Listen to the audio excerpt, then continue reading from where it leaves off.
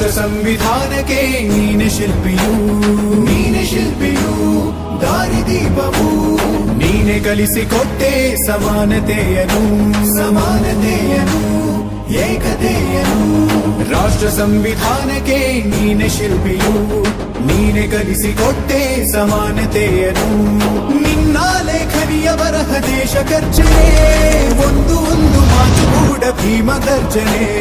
ನಾಯಕ ನೀನು ಭೀಮರ, ಮಹಾನಾಯಕ ನೀನು ಭೀಮರ, ನಾಯಕ ನೀನು ಭೀಮರ, ಮಹಾನಾಯಕ ನೀನು ಭೀಮರ.